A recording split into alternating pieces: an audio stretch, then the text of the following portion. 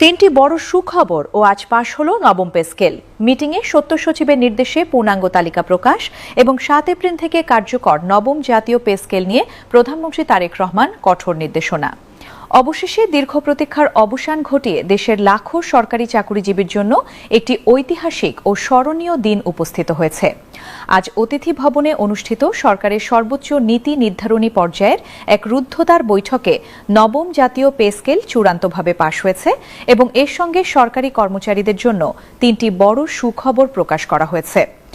সরকারি চাকুরিজীবীরা দীর্ঘ কয়েক বছর ধরে বেতন বৈষম্য দূরীকরণ ও জীবনযাত্রার মান উন্নয়নের যেসব দাবি নিয়ে রাজপথে আন্দোলন করে যাচ্ছিলেন, অবশেষে তাদের সকল যৌক্তিক দাবি মেনে নিয়েছেন প্রধানমন্ত্রী তারেক রহমান। আজকে জাতীয় সংসদে এই বৈঠকে প্রধানমন্ত্রী তারেক রহমান পে কমিশনের কার্যক্রমে দীর্ঘসূত্রিতা নিয়ে তীব্র অসন্তোষ প্রকাশ করেন এবং কঠোর নির্দেশনা দেন। তিনি প্রশ্ন রাখেন যে এত সময় বিলম্ব হচ্ছে কেন। তিনি বলেন, আমি নিজেই পে কমিশন গঠন করেছিলাম এবং যাদেরকে এই গুরু দায়িত্ব দেওয়া হয়েছিল তাদের দক্ষতা ও অভিজ্ঞতার উপর নির্ভর করে আমি আশা করেছিলাম সর্বোচ্চ 2 থেকে 3 মাসের মধ্যে নবম পে স্কেল বাস্তবায়নের কাজ শেষ হবে। কিন্তু এত বিলম্ব হওয়ার ফলে মাঠ পর্যায়ে সরকারি চাকুরিজীবীদের মাঝে এক ধরনের হতাশাজনক ও ক্ষোভের পরিস্থিতি তৈরি হচ্ছে। প্রধানমন্ত্রী তারেক রহমান আরও বলেন, সরকারের প্রতি কর্মচারীদের ক্ষোভ দিন দিন বেড়েই চলেছে, যা কোনোভাবেই কাম্য নয়। তিনি স্পষ্ট ভাষায় হুঁশিয়ারি উচ্চারণ করে বলেন, আগামী 9 এপ্রিল থেকেই নবম পে স্কেল বাস্তবায়ন করতে হবে এবং এর আগেই অর্থাৎ 4 এপ্রিলের মধ্যে চূড়ান্ত গ্যাজেট প্রকাশ করতে হবে। তার এই কড়া নির্দেশনার পর বৈঠকে উপস্থিত অর্থ মন্ত্রণালয় জনাব আমির খসরু মাহমুদ চৌধুরী তাৎক্ষণিকভাবে একমত পোষণ করেন।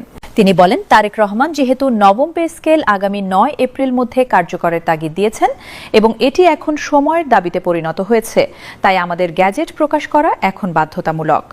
তিনি নিশ্চিত করেন যে যেহেতু কর্মচারীদের মাঝে বেতন বৃদ্ধি বিষয় নিয়ে বিভিন্ন সমস্যা ও ধোঁয়াশা তৈরি হচ্ছে, আমাদের দাপ্তরিক সকল কাজ ও হিসাব নিকাশ ইতিমধ্যেই শেষ হয়েছে, যার ফলস্বরূপ আগামী 9 এপ্রিল মধ্যে গ্যাজেট প্রকাশ করা সম্ভব হবে। অর্থনৈতিকভাবে সরকারি কর্মচারীরা বিভিন্নভাবে ক্ষতিগ্রস্ত হয়ে আছেন এবং ঋণের জালে জর্জরিত। আমাদের উচিত হবে তাদের অর্থনৈতিক সক্ষমতা বৃদ্ধি করে নবম পে স্কেলস আওতায় সকল ধরনের সুযোগ সুবিধা বৃদ্ধি করা, যাতে প্রশাসন গতিশীল থাকে। একই সঙ্গে আজকের বৈঠকে উপস্থিত ছিলেন গণপ্রজাতন্ত্রী বাংলাদেশ প্রধানমন্ত্রী তারেক রহমান। তিনি সরকারি চাকুরিজীবীদের পক্ষ নিয়ে স্পষ্ট ভাষায় বার্তা দেন যে কর্মচারীদেরকে আর অবহেলা বা হে করা যাবে না। তিনি পরিসংখ্যান তুলে ধরে বলেন, বাংলাদেশের সরকারি চাকুরিজীবীদের মধ্যে 1/3 হচ্ছে নিম্ন আয়ের কর্মচারী, তাই তাদের বেতন বৃদ্ধি করে দ্রুত একটি গ্যাজেট প্রকাশ করতে হবে। তিনি রাজনৈতিক প্রেক্ষাপট তুলে ধরে বলেন, যেহেতু সামনে জাতীয় নির্বাচন, তাই নির্বাচনের আগেই পে স্কেল সংক্রান্ত সকল কাজ শেষ করাই হবে পে কমিশনের মূল লক্ষ্য। কেননা নির্বাচনকালীন সময় যদি পে স্কেল নিয়ে কোনো জটিলতা বা অসন্তোষ থাকে, তবে সরকারি চাকুরিজীবীদের মাঝে অস্থিরতা সৃষ্টি হতে পারে, যা নির্বাচনের সুষ্ঠু পরিবেশ নষ্ট করতে পারে। এছাড়াও নির্বাচনী পরিস্থিতি অস্বাভাবিক হওয়ার সম্ভাবনা এড়াতে কর্মচারীদের সন্তুষ্ট রাখা জরুরি। আজকের এই বৈঠকে পে কমিশনের পক্ষ থেকে সরকারি চাকুরিজীবীদের জন্য 3টি যুগান্তকারী সুখবর দেওয়া হয়েছে, যা তাদের জীবনমান উন্নয়নে ব্যাপক আলোড়ন সৃষ্টি করবে। প্রথম সুখবরই হল, সরকারি কর্মচারীদের বহুল কাঙ্ক্ষিত কিন্তু 2015 সালে বন্ধ হয়ে যাওয়া সিলেকশন গ্রেড ও টাইম স্কেল পুনরায় চালু করা হবে। বৈঠকে আলোচনা হয় যে নতুন পে স্কেলে কর্মচারীদের বেতন বৃদ্ধি হলেও কর্মকর্তাদের বেতন থাকবে আকাশচুম্বী। তাই সিলেকশন গ্রেড ও টাইম স্কেল সংশোধন বা পুনর্বহাল না করা হলে প্রশাসনে বিশাল বৈষম্য দেখা দিতে পারে, যার ফলে আজকের বৈঠকে পে কমিশনের chairman Zakir Ahmed Khan selection grade ও টাইম স্কেল পুনরুদ্ধারের যৌক্তিকতা তুলে ধরেন। তখন প্রধানমন্ত্রী তারেক রহমান বলেন, অবশ্যই সিলেকশন গ্রেড ও টাইম স্কেল পুনরুদ্ধার করা প্রয়োজন। আমরা চাই মার্চের মধ্যে যে খসড়া অনুযায়ী গ্যাজেট প্রকাশ করা হবে, সেখানে অবশ্যই এই দুটি গুরুত্বপূর্ণ ভাতা ও সুবিধা সংযুক্ত থাকবে। দ্বিতীয় সুখবরটি হল গ্রেড সংখ্যা পরিবর্তন বা কমানোর সিদ্ধান্ত। প্রধানমন্ত্রী তারেক রহমান ও পে কমিশন অভ্যন্তরীণভাবে একটি বৈঠক করে গ্রেড সংখ্যা পরিবর্তনের বিষয়টিকে গুরুত্বের সঙ্গে আমলে নিয়েছেন। বিদ্যমান 20টি গ্রেডের পরিবর্তে 14টি গ্রেড রাখার ঐতিহাসিক সিদ্ধান্ত নেওয়া হয়েছে।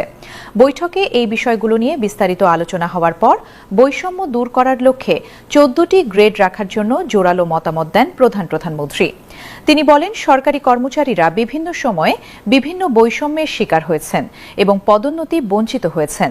তাই তাদের এই দীর্ঘদিনের বৈষম্য দূর করতে হলে শুধুমাত্র টাকার অঙ্কে বেতন বৃদ্ধি করলেই হবে না, সঙ্গে সঙ্গে গ্রেড সংখ্যা কমিয়ে ও পরিবর্তন করে নবম পে স্কেল বাস্তবায়ন করতে হবে, যাতে তারা দ্রুত পদোন্নতি পান এবং সামাজিক মর্যাদা বাড়ে। তৃতীয় সুখবরটি হল, সরকারি চাকুরিজীবীদের জন্য বাড়ি ভাড়া ও চিকিৎসা ভাতার আমূল পরিবর্তন। বর্তমান বাজারের সঙ্গে সামঞ্জস্য রেখে বাড়ি ভাড়া মূল বেতনের 70% করার সিদ্ধান্ত গ্রহণ করা হয়েছে, যা আগে অনেক কম ছিল। বিশেষ করে শহরাঞ্চলে বসবাসরত কর্মচারীদের জন্য এটি বিশাল স্বস্তি বয়ে আনবে।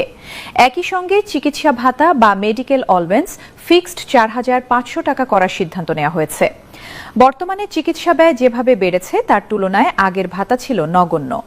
আশা করা যাচ্ছে আগামী 2-3 দিনের মধ্যে যে নতুন গ্যাজেট প্রকাশ করা হবে সেখানে এই বর্ধিত বাড়ি ভাড়া ও চিকিৎসা ভাতার বিষয়টি স্পষ্টভাবে উল্লেখ থাকবে।